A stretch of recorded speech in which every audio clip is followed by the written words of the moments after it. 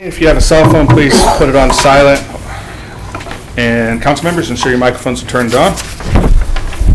Today is April 7th, 2025. It's a committee of the whole meeting for Barberton City Council. Before we do our committee of the whole meeting, we do have individual committee meetings this evening. And we'll kick it off with street, sidewalk, and lighting with Mrs. Beck. Thank you, Mr. President. At this time, I'd like to call the Street, Sidewalk, and Lighting Committee to order. It is Monday, April 7th, 2025 at 6 p.m. All members of my committee are present, including members noted on my sheet. This evening, we have one piece of requested legislation, a letter from Michael Tiadecki, City Engineer, requesting legislation to authorize the mayor to enter into contract with the Ohio Department of Transportation, ODOT, for the improvement of Van Buren and nearby area to install and rebuild sidewalk. Emergency wording requested. Please see request for supporting documentation. We voted on this back in January 13th, first part. Does anybody have a chance to take a look at this? Any This is part of the $750,000 Yes. grant. And our portion of it is this 159 or almost 160. Okay. Any remarks about this from the committee? From the body? Okay. May I have a motion to call this to a vote? I'll make a motion. And a second? I'll second. All those in favor? Aye. All right. Okay. The second thing that we have on our agenda this evening, a letter from Stacy Carr, Planning Director, requesting legislation allowing the City of Barberton to accept a portion of Newell Street and Norton Avenue. One reading and emergency wording requested. Please see request for supporting documentation. Did everybody have a chance to take a look at that? Yeah, Randy? Anybody Yes. have any remarks from the... I think it's more of a house. Sorry. Thank you, Chair. No, I looked at it, but just for clarity for the public, what was the mishap? Why do we need to do this? So, I think go ahead, you go ahead. I'm going to refer to Mr. Heidig. Thank you, Chair. They went over it at the Plan Commission. This was something that long ago, it was supposed to have sidewalks, the whole nine. It was never necessary, so it was never dedicated, how many decades ago. But now that there's going to be work done, it has to for easement sakes, for all that good stuff. But it was never dedicated because there was never a use to it. Right. Okay. Awesome. Thank you, Chair. Thank you for that. Thank you, Mr. Hyde. May I have a motion for this? I'll make a motion. And a second? I'll second. Okay. And a vote? Aye. Aye. And, so, miscellaneous discussion. I would like to ask Todd, Mr. Shreve, how's it going on the resurfacing program, bid booklets and all of that? So the bids were in, they are being tabulated right now, and I'm waiting on a letter of recommendation from our consultant, GPD. Excellent. Do you expect that soon, later? I would say very soon, Okay. and you will be getting request for legislation very soon. Okay. Anyone else have any miscellaneous discussion? Yes. Go ahead, Mr. Heidig. Thank you, Chair. I think you two know my question back there. Does it relate to signals? Yes, it is. The new poles are up, the new signal heads are in, they're connected to the new controllers, they're still on flash, and they're going to be putting the new programming in this week. Fantastic. Thank you. Thank you, Chair. This week. Anyone else for miscellaneous? Alrighty. If there's nothing else, may I have a motion to adjourn? I'll make that motion. In a second? I will second that. We are adjourned at 6:04. Thank you, Ms. Beck. Next up is Environmental Health and Social Services, Mrs. Hager. President Greer. Environmental Health and Social Services meeting in Council Chambers this evening, April 7th at 6:05 p.m. with myself as chair, George Griffin as co-chair, Kayla Thompson, Dustin Greer, and other council members are present, as well as, as noted on my list, we have no requests for legislation, as well as no pending legislation. Is there any miscellaneous discussion from my committee? Anything from the gallery? Okay, do I have a motion to adjourn? So moved. A second? I'll second. And we are adjourned at 6:05. Thank you, Mr. Hager. Next up is Planning, Annexation, and Codes with Mr. Hudick. Thank you, Mr. President. Planning, Annexation, and Codes. It's Monday, April 7th, 2025, 6:06 p.m. Council Chambers. The committee is present, which consists of Councilors Thompson, Harris, President Greer, and myself as chair. Everyone else noted. No new requests for legislation. We do have an appointment to Design Review Board.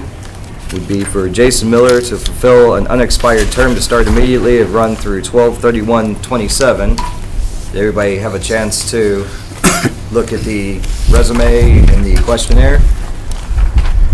Are there any questions on this?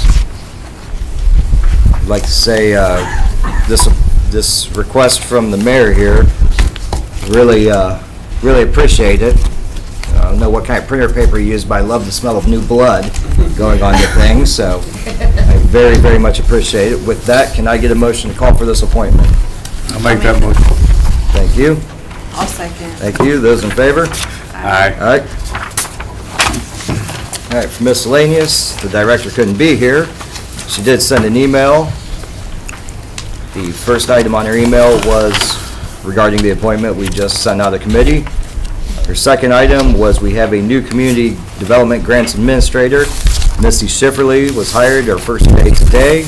Been with the city for almost 10 years through various roles and believes that she will have a great impact on the CDBG program. And Holly has been in the process of the demo program, released 4 properties so far for demolition. Let's see, and her final point is the development code is waiting for comments on sign section. She would like to see things added, removed. Once that's complete, she will send the revised version to everyone. Hopefully soon. Any miscellaneous discussions? All right, seeing none, do I have a motion to adjourn? I'll make that motion. Thank you. I'll second. Thank you. We are adjourned at 6:08. Thank you, Mr. Hudick. Last but not least, Finance and Personnel, Mrs. Thompson. Thank you, Mr. President. I'd like to bring the Finance and Personnel Committee to order. It is Monday, April 7th, 2025, 6:08 p.m. here in Council Chambers. All members of the committee are present, which includes myself as chair, Mr. Heidig, Mr. Griffin, Mr. Greer, as well as all other council members and guests as noted on my sheet. We have a few requests for legislation. The first being a request from Mayor William Judge requesting legislation approving the term sheet between the City of Barberton and the Barberton Community Foundation to provide a grant for the city's proposed Justice Center and City Hall. Emergency wording requested, and you guys should have all received supporting documentation for that. Mayor, did you want to speak on that this evening? Yeah, thank you very much. Have not received any questions. I know we've gone over this quite a bit. Mr. Jason Dotson is here to explain the term sheet if there's any questions, and to kind of take the deeper dive into that. So I'm not sure if there's any questions now, or...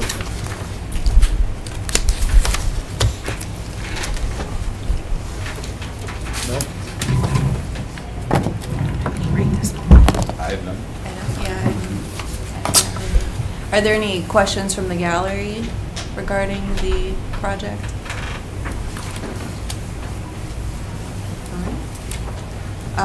Hearing none, do I have a motion to call for this? I'll make that motion. Thank you, and a second? A second. Okay, those in favor? Aye. All right. Moving moving on, we have a letter from Jeremy Flaker, our finance director, requesting legislation to authorize a transfer of $50,000 from the rental registration fund to the project impact fund. One reading and emergency wording is requested. This was something that we did discuss when reviewing the budget. However, we need to authorize the transfer, and that needs to be done as soon as possible, so we remain in compliance with the county. So, are there any remarks on this one? Hearing none, can I have a motion to call, please? So moved. Thank you, and a second? I'll second. Thank you. Those in favor? Aye. Wonderful. Next, we have another request from Jeremy Flaker, Finance Director, requesting legislation to authorize payment of an invoice to Minutemen HR Management Services in the amount of $4,355.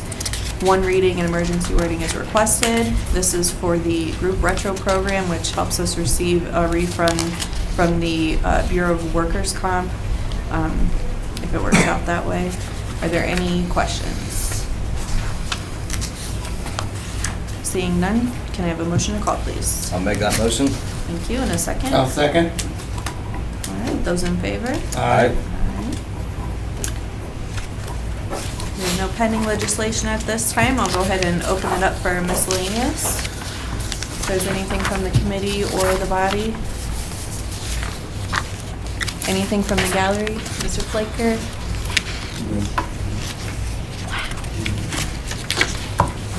All right, with nothing else, can I have a motion to adjourn, please? So moved. Thank you. And a second? I will second. All right, we are adjourned at 6:11. Thank you, Mrs. Thompson. I don't know what to quite do with myself now we've I finished know. so early.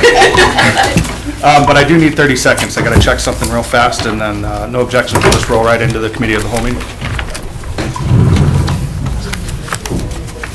No.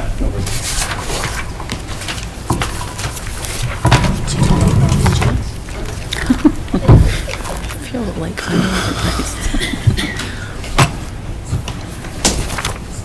Maybe on year 3, I won't double check this.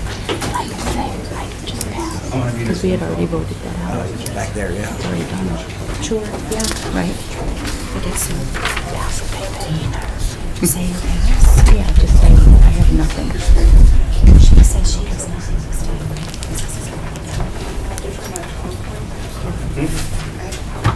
Oh, yeah, I can get there. Okay, thank you. He should have been in charge of rules. He knows them all. He does have it. There's several on here. Do you want to? I think she can figure it out. Okay. We do have them.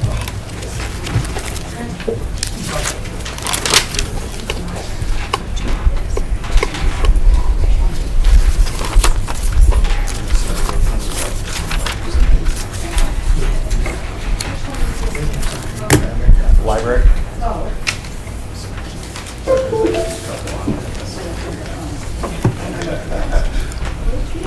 right. Who's the waiting person? Behind Ann.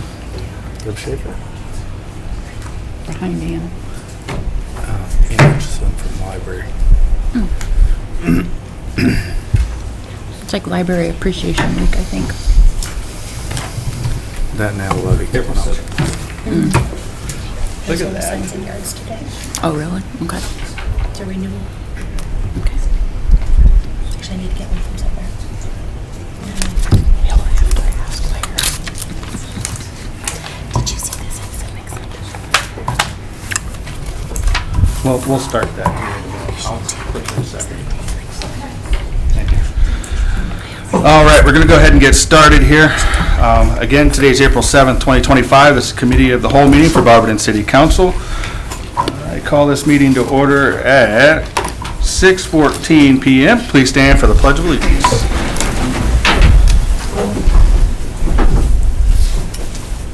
Pledge allegiance to the flag of the United States of America and to the republic for which it stands, one nation, under God, indivisible, with liberty and justice for all. All right, we're going to jump into citizens addressing council. We do have two individuals or two entities speaking today. The first one Ryan, representatives from Ryan Homes are here. Is that correct? The Truson Farm Development. Truson Farms? Yep. And we'll just have them, they were supposed to speak in planning, but Mr. Heidick asked if we can do it now, if they would like to speak now. All right. I'll leave it open for questions too as well, since they didn't get to speak. Okay, Mr. Ryan Summers is here with their attorney. Mr. Summers has been here before. Hopefully you guys recall him being here not too long ago, a few weeks ago. And then Jason Dodson's here as well. And they've been working back and forth on the agreement that I brought up to council. There's 3 components to it. I brought this up to council a few weeks ago several times.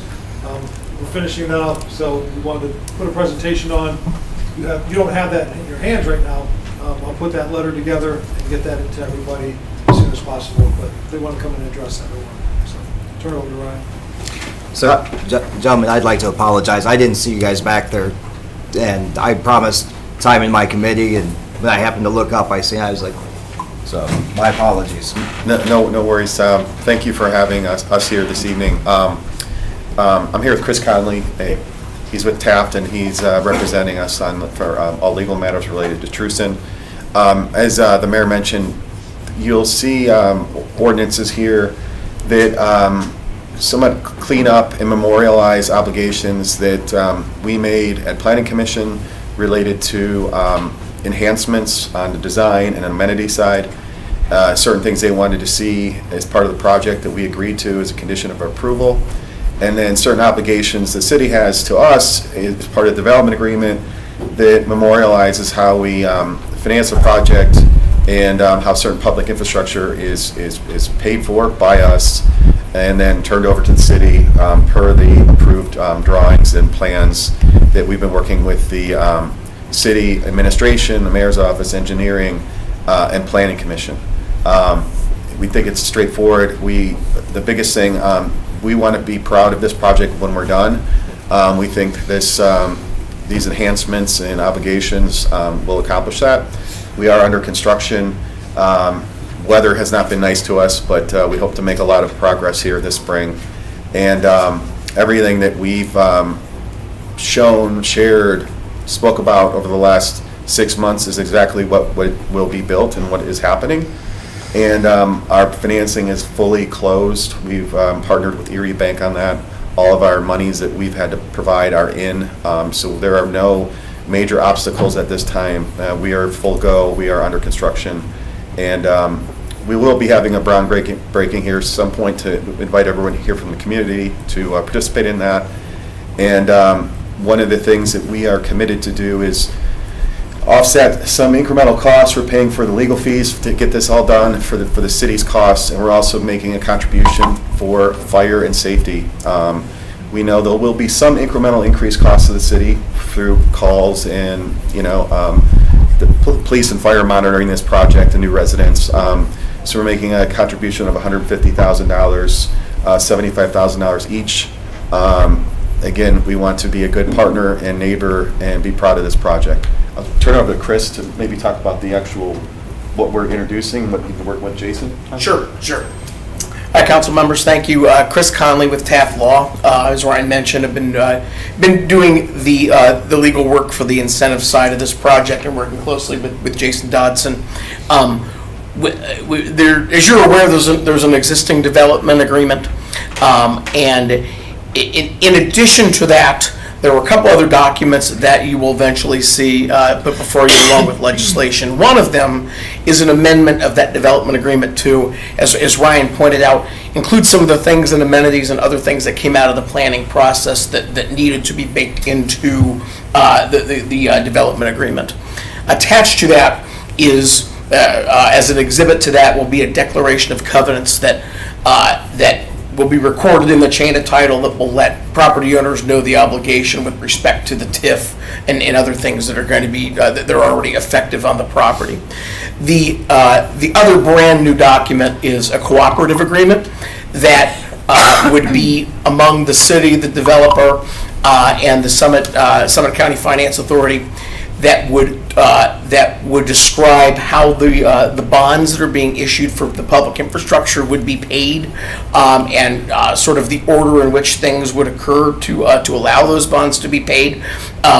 These bonds are revenue bonds. They're not general obligation bonds. Nobody's, neither the city nor the Port Authority is pledging any full faith and credit. So again, all dependent on the revenues that come in from the development. But that cooperative agreement will also then describe sort of the city's obligations and roles in that process, which from a 10,000-foot perspective, involve turning over the TIF payments to a bond trustee to pay off the bonds. But happy to answer any questions, legally or otherwise, that you might have about the documents, either now or then once you get them in front of you. Feel free to work through Jason Dodson, and I'm happy to continue to work with him to help refine those.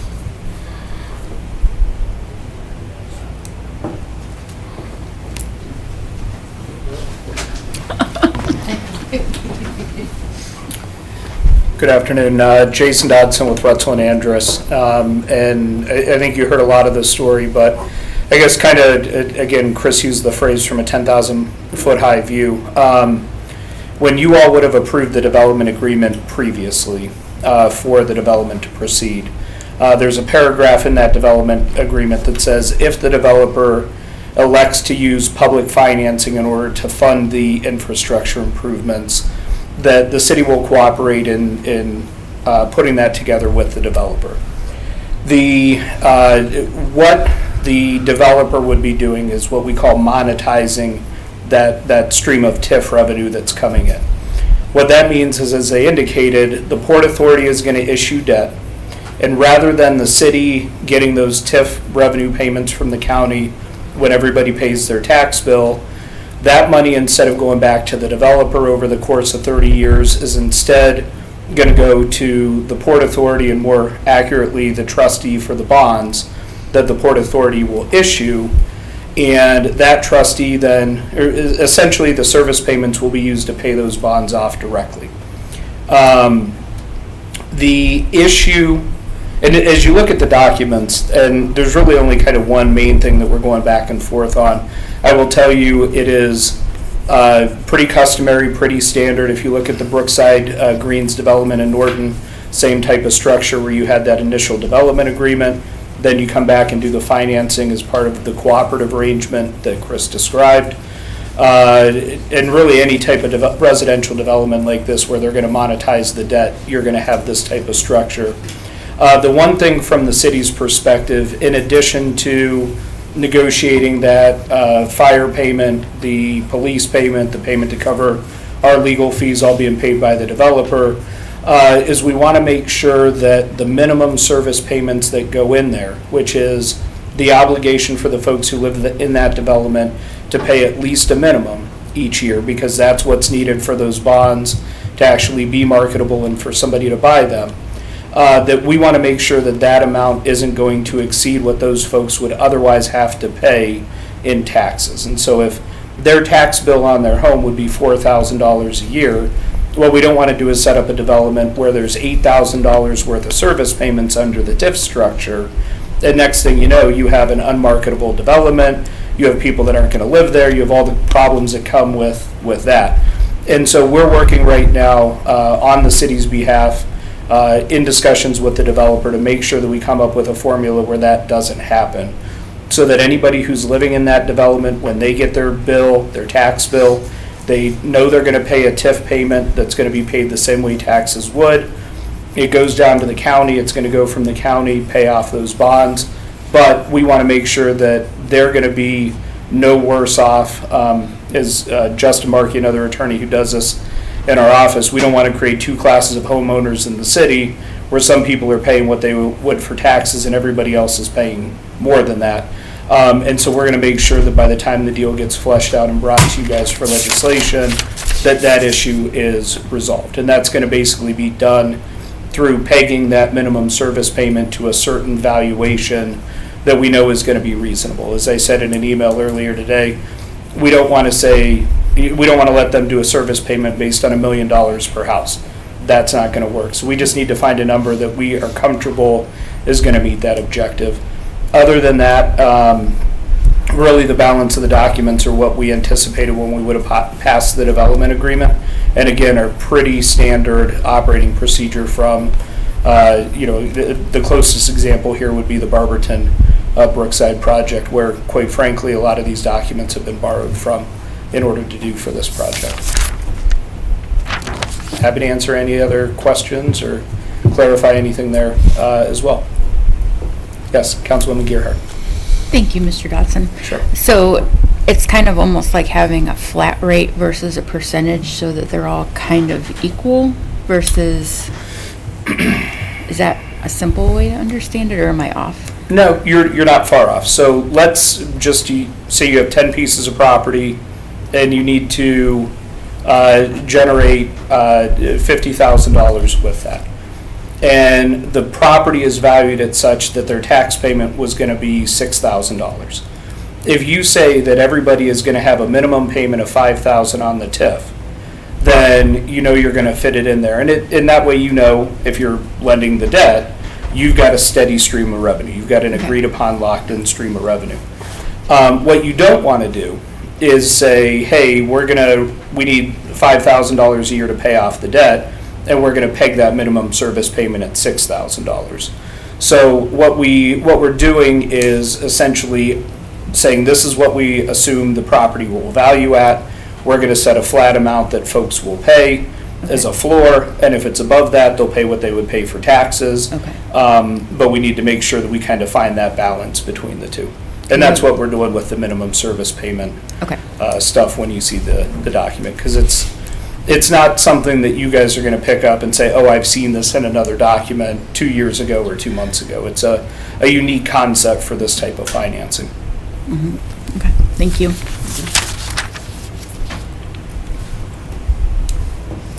Got a question. Sure. So say you build $200,000 houses and they bring X amount of per year for property tax. And you're gonna set the, so the TIF's lower than that. So basically what happens is Summit County, City of Barberton, they don't get that tax revenue, they just get above and beyond. So if you say it's $2,000 a year, but the property tax is $2,500. So that $500 is above the TIF if it was set at $2,000. So the $500 moves forward to the county and city for money for general fund type stuff, or how does that work? 'Cause Sure. you keep adding, if the property value's this. Yeah. So Yeah. Explain so that. It kind of works the reverse of that. Okay. So the way a TIF works generally is you have a piece of land, you pay tax on that piece of land. You build an improvement on that land, and that improvement's going to have a tax value as well. When you do a TIF, you still pay what you did on the land the same way you would in taxes when the TIF's in place. The tax on the building, though, instead of paying tax, you technically pay what's called a service payment that's equal to the same amount as what you would pay in taxes. So if you have a $200,000 home there and your tax bill would be $5,000 on your home, all of that goes into the TIF fund when you pay your tax. So you'd pay your tax bill, say the $500 for your land, that would go to all the taxing subdivisions the way it would. The $5,000 for your home is then going to come, you pay it to the county sends it back, it goes into a TIF fund. From there, the city then will use it to reimburse the developer for the infrastructure costs related to the project. When you monetize that, you operate from the general assumption that it's going to work the exact same way. So whatever the house's value at in the development, you are going to, that's the amount that they're going to pay on certain service payments under the TIF, and that full amount is going to go into the TIF to be able to reimburse the developer. What you have to do, though, in order to make the bonds marketable, is establish essentially a floor, a bottom level number that says, under the worst case scenario of valuation, here's what they're going to value out at. And we're going to establish that floor there so that you at least know you have a guaranteed amount of income coming in. If it's above that, it still goes back to the developer to pay the infrastructure off. And quite frankly, if they do build million-dollar homes, what it would do is it would still all go back to the developer. It would just mean that they would be paid off quicker for their infrastructure costs, and we would start getting money back into the public system sooner. So that's why I say it kind of works in the Yeah, I reverse see, of what I you were see. saying. So there's a delay before, like, the city would ever see, until Correct. the sewer system is paid for. Correct. Okay, no, Yeah. that's why the 75 and 75 for the fire and police. Correct. Yeah, and the way, and I don't know the city's numbers off the top of my head, but generally, for every dollar you pay in property tax, about 2/3 of that goes back to the school district. And the city gets anywhere from 6 to 10%. And so what the city loses out on the TIF is that 6 to 10 cents out of every dollar that would get paid. And so as you indicated, and as the developer indicated, that's part of why they're putting that money in.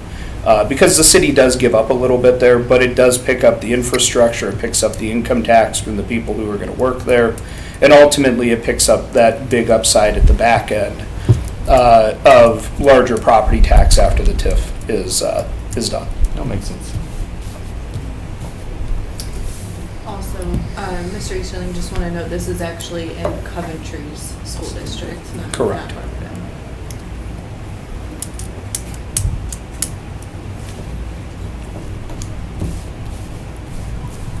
Did you say how long it would take to pay off the TIF? So the TIF is a 30-year, 100% TIF, and the way it would be set up is that if the developer is paid off early, the TIF sunsets early, and everything resorts to the way it ordinarily would. Right. So would that kind of be probably pretty solid, because Ryan is a track builder, so I'm guessing they probably have a price range in mind. Do you know what I'm saying? Like, Yeah, No, that's as probably we're going not through this happen. kind of dance about setting the values, they'll Sure. give us a document that'll say, here's what we've seen in other areas. even with upgrades and things like that, you know what I'm saying? Correct. Chris, do you remember, Brookside, they're averaging 350 or 360 or something like that over there? Sounds right, I think. Yeah, and I mean, the price point probably going to be a little, it'll be a little below that. It's also not going to be $100,000 a home either, so. Sure. That's, one of the folks that is not here is Huntington Bank, which is the entity the banking entity that's helping to assist to put this together in order to be monetized. And they're the ones running the calculations. They'll provide those calculations to the city. To the extent you all are interested, we can certainly provide those to you guys to look at as well, so that you can see, here's how it works, here's how much money's generated, here's how much would be go into those, here's what the amount of bonds that will be issued, and here's then how those bonds get paid off with the TIF over time. We can certainly provide that to everybody if you want to see that. I'm trying to remember the last time you were here, how long they said it was going to take to build out that entire. I will defer to them on that. The project is going to be built in 3 phases, and we're essentially going to do a phase each year. So we think if things go normal, not well or not badly, it'll be a 4-year total sellout. I couldn't remember. Yep. The first phase is 75 lots. We're doing most of the amenities in the first phase. And, and I want to also reiterate, this is not any new financial ask. All the incentives and development agreement were already approved. So there was a question that came out from the public, are we asking for anything more or new? No, the answer is absolutely not. Yeah, and I think it was Chris alluded to it earlier. When we talk about obligations under the cooperative agreement, there are no additional financial obligations from the city. We have to assign the service payments over to the trustee bank. But it is very clear in the documents, there is no recourse back to the city. So if the TIF is short, if there's not enough revenue generated, which again, that floor on the minimum service payment should keep that from happening, there is no recourse back to the city in any way, shape, or form, monetarily or otherwise. What was the total number of homes? 179, I think. 179? Total number of homes? 179. I just looked at my notes, that's right. When do we get that 150,000? I believe right now it's within, is it 120 days? I think it's 30 days from the effective date of that, whenever we sign the amendment, or whenever we sign the cooperative agreement. Yeah, so it's dependent on your schedule, but essentially immediately. It'll be pretty quick. Yeah, no, I'm thinking with 179 more homes, we need to add more safety service. You know, back to work. No, I'm retired, sorry.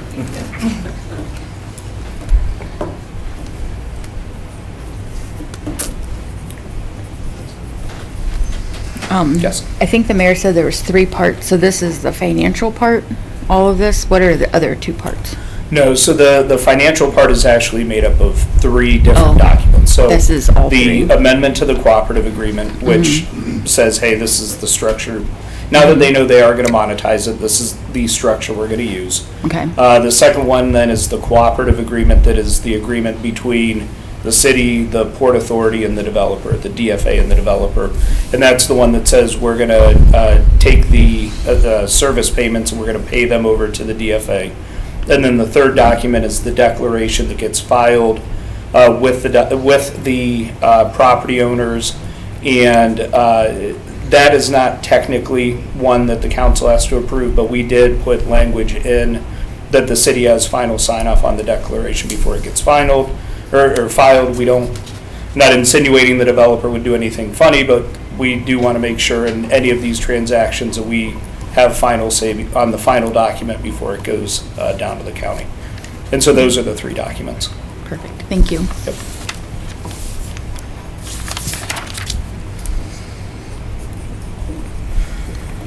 I think that's it. Thank you all very much. Thank you. Thank you. Thank you. Thank you, gentlemen. All right, next up is Mrs. Hutcherson, the Director of Barberton Public Library.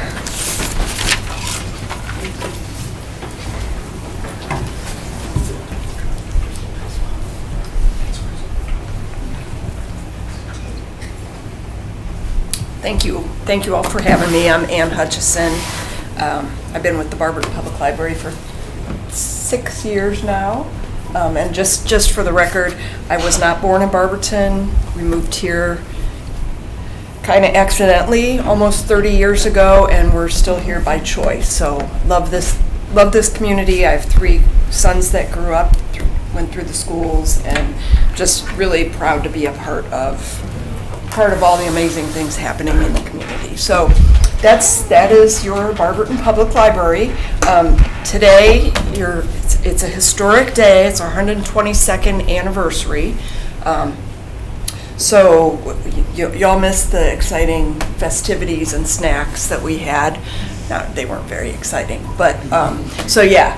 I say, more than 100 years ago, Barberton residents voted to have their own library system, an independent library system in this community, and that's what we still have, and we're very fortunate. And I'll talk a little bit more about that. Just wave your thing, I'll change it. So, like I said, this is part of our, and I'll talk about this too. The library will be on the May 6th ballot. And I'll talk about our funding a little bit, but we are fortunate, and one of the most important things that I have to say over and over is we are not part of the Akron Summit County Public Library System. For those of you that know me, I worked there for many, many years. They are also on the ballot. I recommend you vote, you support your whatever library system. But the way it works is, so we have our own independent library. There are 7 library systems in the county, Akron being the largest one, but there's Hudson Peninsula, Stowe, Twinsburg, Cuyahoga Falls, us, and Akron. But anyway, we're very fortunate to have our own independent system. So, just a few of the things that we've done. We've done a lot in the past 6 years. Some things that I'm especially proud of are in 2022, we went fine-free. Always looking for how can we eliminate barriers to service?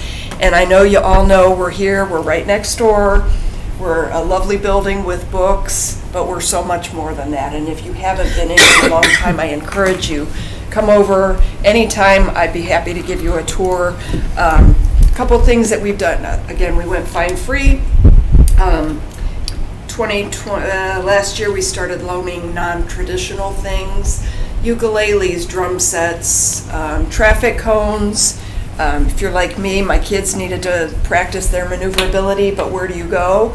You can borrow some traffic cones and set it up for yourself at the library. Probably our most popular two things that you can check out. We have a metal detector and hotspot. So if you're going on vacation, you're going camping, whatever, you can check out a hotspot from the library. So that's one of our newest things. Passport and notary services, so we started offering that. I don't know if you're familiar with it. I'd love to do like 122 things you didn't know you could do at the library, but get your passport, get a document notarized. Those are things that we do as well. That picture there was in April of 2024. One of the things in preparation, that was us sitting on the roof for the solar eclipse. One of the things, libraries pop up all the time to meet needs that you never dreamed you would have, but we gave out over 2,000 pairs of solar eclipse glasses for that day. And then we collected them all back and we sent them on so that they could be used in whatever part of the country or the world is having solar eclipse now. So other things, I love to say all the amazing things that we do for all ages, but we do have capital needs as well. This past year we did parking lot resurfacing. Encourage your people not to park in the library's parking lot. First floor renovation, at the end of the year we wrapped that up. We did some new carpeting and new shelving that was much needed. Collaborations, I think one of the most important things that we do is we collaborate. So we work with the schools, we work with nursing homes, we work with everybody in the community, and we continue to try and grow those. Just another little fun fact, that's Anna doing story time for some of our little ones. But you can see that in 2016, there were more people attended library programs than baseball, football, and basketball put together. It's from ALA, so it has to be true off the internet. Some other things that we have that you might not know about, we have a children's makerspace. Thanks to the Noon Kiwanis and the Community Foundation, we were able to purchase a number of things like 3D pens, Ozabots, things for programming. You can do Minecraft at the library. So that's one of the unique things that we have. What other institution serves everybody, literally from cradle to grave? Being a community hub, I think, is one of the most important things that we do, and you'll see some pictures, but where do you go when you need just a space to meet, some quiet space? You come to the library, but it's not always that quiet if you've been there. But we have all of these things. I'd say one of the things that keeps us the busiest these days is people bring their phone in and they've got their W-2s, or they've got whatever it is and they need to print it off. So we have a new printing system. It's much easier than it was, but so we have wireless printing. We also, at the same time we started Find Free, we started offering free faxing. So those are just a few of the things that we offer. Meeting space. This is a group that has been meeting for 25 years or something at the library. This is Warm Up Barberton. They get together all year long and make things, and then usually there's a tree in the lobby of the library and people can pick up hats, scarves, and gloves. It's a nice group of ladies. Another group that meets the first Friday of every month is a nonprofit group that meets in our main meeting room. Usually we have a speaker, and then I know a few of you have been there. It's as soon as the meeting is over, everybody runs to each other it's nonprofits from social service agencies. We've got the Salvation Army, Habitat for Humanity. It's all these people that come together to talk about how can we better serve or meet the needs in our community. This was just a little April Fool's thing that we put out, but just about some of the things that are it could be in the Library of Things collection, but there's no pet giraffe. As I said, we do outreach for all ages. We have a dedicated librarian that goes to Head Start and preschool. This, I believe, is Head Start. Correct me if I'm wrong. Every year usually our children's manager dons a costume and we have different activities. That's Pete the Cat, if you didn't know. Another thing that we do, again, collaborating with the schools. This is actually, if you know Jen Monroe, this is her classroom at the primary school. This was actually during COVID, but so during COVID, it just shows one of the things we are always morphing and adapting. What can we do to meet the needs of the community? And during COVID, we did virtual programming. But this is one of my favorite. Now we have a librarian that goes into Miss Monroe's class and does programming for. One of the things that I'm proudest of is that we serve everybody. We serve all ages and abilities, and we take that all abilities very seriously. So this is a kid class with special needs. That's Allison. That was a pigeon program on the front lawn. That picture makes me smile. We had a grill and we served hot dogs after that, part of our summer reading program. Another of my favorite programs is Craft Connection, and then we have Pause to Read as well. Craft Connections is for all ages and abilities, and there's always an appropriate craft that individuals can do. This was quite a few years ago. We do this program once a month, and earlier this month, or actually last month, we had over 50 individuals, mostly adults with disability, but they come in and they're all important. So that's one of mine, and I think that's probably John Yarsa's dog, I'm sure. That's that was not me. Another of my favorite programs we do is called Got Game, and it's we bring out all kinds of giant board games, Jenga, Connect 4. We bring pizza, and the Barberton police officers come over and hang with our kids for a few hours once a month. I love the program. Always smiles. And summer reading is coming. We do a pretty amazing summer reading program, and we're very fortunate to have a good collaboration with the parks. So we do some of our programming over at the gazebo. So summer reading is big. That's probably our biggest numbers. That's coming up in June. Just some things that we've got going on. 2019, I should say, we got a joint grant with the schools through the Community Foundation to start esports at the library.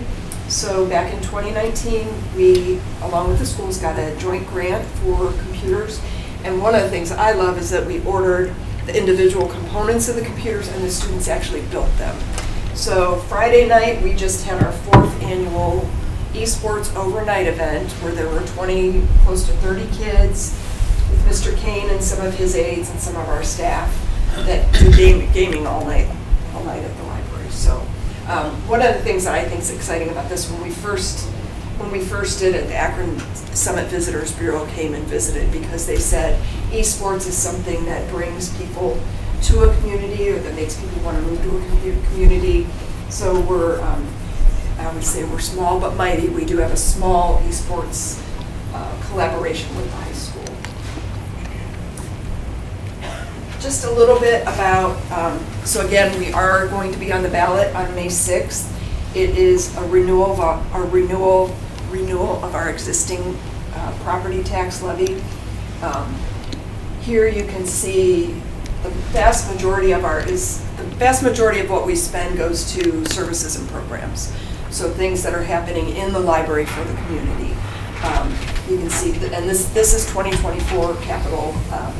Last year, we did a good number of renovations. I say that, I talk about everything that we do as roses and sunshine, but just like everybody else, we have capital needs. We need a new roof. We need our HVAC system upgraded. And that didn't seem so daunting until the tariffs. So now we're not sure, we had gotten quotes and things on that. We're not sure how that's going to work, and because how much it's going to cost to get these parts moving forward. So, and then the next one, this is our revenue. So this was 2024. You can see in the orange is the property tax levy. That's what's going to be on the ballot for renewal in May. I know I probably said March, but it's May 6th. So in 2024, the property tax levy brought in just over 30% of our revenue. The public library fund brought in almost 60%. And the reason that I bring that up is I don't know that I've worked in a public library for many years, and I think this is one of the most challenging times fiscally that I've ever been through, in that you probably have heard they're talking about federal cuts at the federal level, the Institute of Museum and Library Services. That's not going to affect us on day one, but it will eventually affect us. The other big portion where we get our revenue is from the public library fund, which is a percentage of the general revenue fund from the governor's budget. Why that's important, normally it's not important, but it is because there are members, there's a small group in the House, in the State House, that is looking to cut the public library fund. And they're looking to eliminate it completely and make libraries a line item in the state budget. From what I understand, that percentage, the public library fund is 100. It's been going on for 100 years, an agreement with the state and public libraries, and it's really under attack right now. So you may have seen, I think if you go to the next slide, you may have seen this out. Libraries across the state are saying, don't cut us. We offer so many amazing services. Don't cut the PLF. Keep it where it is. Tomorrow I will be heading to Columbus, as library staff do every year. We will be a sea of blue descending on the state capitol to remind our legislators of the importance of the public library fund and not to cut it. So every year we go, every year we tell them all these things we're doing, and every year they're like, I didn't know you did that. But so we could be hit with a double or triple whammy coming up. So there's that. So we will be on the May ballot. We are issue 19, nothing fancy. We're not asking for more money. It will cost the average $100,000 homeowner $3.25 a month, or $39 a year. So urge you to support that. And this was something we did 5 years ago. We're on the ballot every 5 years. That's John and Tavi Galonsky, and then I don't know if any of you know Zeke Petrie. So that was right after his new book was unveiled, and we had him come speak. So and that's most of our staff. I say we have 28 staff members, 2 locations. We have our main location, and then we do have a branch at Sumer Barberton Hospital. I don't know if you're familiar with that. We are very small staff to do all that we do, but we're here to support you, and we're always open to collaborating and anything else we can do to help the community. Thank you. Thank you, Ann. Thank you. All right. We're going to jump into our committee reports, and we're going to start with street, sidewalk, and lighting with Mrs. Beck. Thank you, Mr. President. This evening we met here in the council Chambers. We had two things to talk about. The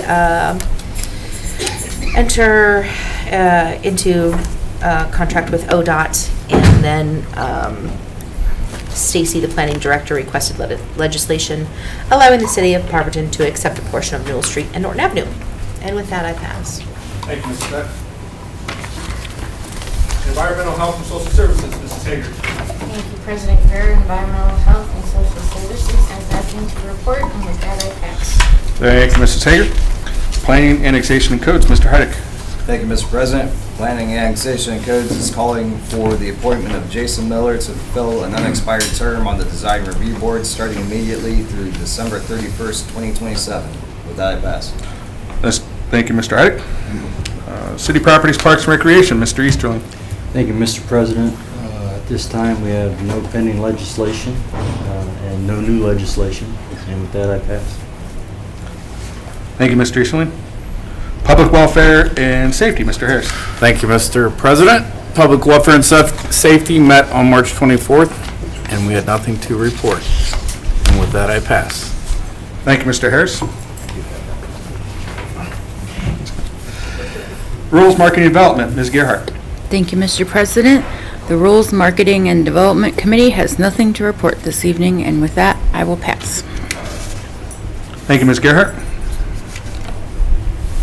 City Utilities, Mr. Griffin. Thank you, Mr. President. City Utilities have nothing to report, and with that, I pass. Thank you, Mr. Griffin. And Finance and Personnel, Mrs. Thompson. Thank you, Mr. President. Finance and Personnel is calling for legislation to approve the term sheet between the City of Barberton and the Barberton Community Foundation to provide a grant for the city's proposed Justice Center and City Hall. Emergency wording requested. Also, legislation to authorize a transfer of $50,000 from the Rental Registration Fund to the Project Impact Fund. One reading and emergency wording requested. As well as legislation to authorize a payment of an invoice to Minutemen HR Management Services in the amount of $4,355. One reading and emergency wording requested. And we adjourned at 6:11, and with that, I'll pass. Thank you, Mrs. Thompson. That concludes our committee reports. I have nothing to report. Is there anything from the body? Mrs. Thompson. Thank you, Mr. President. I just wanted to say to Ann, thank you so much for coming in this evening and for your presentation. I think it's amazing the things that the library can do. And like you said, a lot of people don't realize it. And I actually didn't hear you mention this, so I want to make sure to put it out there. I know you have the meeting rooms available and you have your groups that come once a week or once a month or what have you, but those rooms are actually available to rent for yourself. We actually recently had a birthday party for my daughter there, and I can't tell you how many people said, like, I had no idea that you could rent this space, and everybody loved it, and it's really just the perfect spot. I mean, right across from the lake, and you guys are awesome. So I just wanted to say thank you. Thank you, Mrs. Thompson. Is there anything else from the body? Anything from department heads? Mr. Chiadecki. So I wanted to give a quick update. In the past couple weeks, Worcester Road West, the contractor has the majority of the main line, water line in place. They're working on water services. They're coordinating the line of the main line, water line. They're putting in the cross connections to the cross streets, hooking up hydrants, and a major portion of the water line is already completed. They have most of the storm sewer in the ground as they're moving along. And if everybody remembers last year when they worked on the south side of the road, once they got good weather, they kind of moved in big sections of different phases of work. First thing they did is they graded out the existing road base, the brick, and dug down. The next crew came in and put the base stone in and compacted it in. Quickly thereafter, they graded for a curb. Then the crew came in with the curb, put curb in, then the sidewalk went in, then they paved sections at a time. So this past week, they got a major portion of the roadway graded. The curb will start being, weather permitting, some of that'll be poured yet later this week. Quickly thereafter, the next crews come in, and last year, as you watched that kind of march down from the east side going westerly, the same thing is happening now on the north side of the road. So with this good weather, they're making very good progress as they're pushing down through there. So I just kind of wanted to give you an update on that. So they're ahead of schedule right now. They probably won't tell you that, but they're ahead of schedule right now, and things are looking very positive with what they're seeing, and their crews coming on board to keep that project moving forward. Second project is Newell Street. The utility companies are making progress, not as quickly as we'd like them to be. They're probably 2 weeks behind with their relocations. They had a few hiccups along the way, and they've quickly resolved those in the field. There will be some overlap probably this week where Kenmore's going to get on site and start saw cutting and starting some of their removal that's not in the gas company's way, and they're not in each other's way. So they're going to kind of get out there and not make full production, but they got to wait till the utilities get out of the way before they go into full roadway mode. They're starting to gear up on that project also. Thank you, Mr. Tiadecki. Is there anything else from department heads? All right, mayor's report. Thank you, Mr. President. I want to clear up some misinformation, some inaccurate information that was on social media. There was a post that residents should contact the city or their council member if they want to opt out of the city's electric aggregation program. That is incorrect. We do not have access to residents' personal information with the gas aggregation, or excuse me, the electric aggregation. So the only way people can opt out is to contact DiEnergy themselves to opt out. So if you get any calls, we've gotten a bunch of them saying that they saw it on Facebook. We can't do anything to help you other than give you the phone number or the online website for DiEnergy to opt out. So not sure if any council members have received any calls to that effect. So Change for Change later this month on the 24th, benefiting Barberton Youth Football and Cheer at the Leadertoffel on 2nd Street.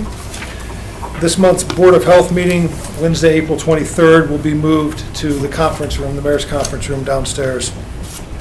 And then lastly, I want to thank Ann for coming as well tonight. We should all be very proud that we have a library that provides so many services and has been around for so long. They have more services that truly do meet all the needs from all the different age groups throughout the community. And so I'm supporting the library levy.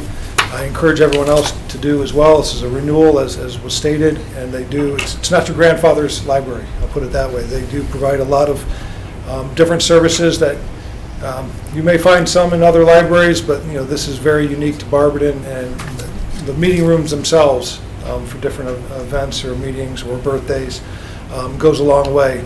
So thank you for being here tonight. As I'm looking over in your direction, I'm seeing snowflakes, which I was not anticipating, but kind of threw me off. That's all I have tonight. Thank you, Mayor. With nothing else, this meeting is adjourned at... Sorry. Mr. Ryder. I know I'm short, but come on. Mr. Mayor, in your weekly question and answer, a lot more people will watch that than this, but could you point out, because I've seen a lot of confusion, the difference between Omni Fiber and the Summit County Fiber ring that the grant was awarded? People are kind of mixing the two and don't realize that they're totally separate.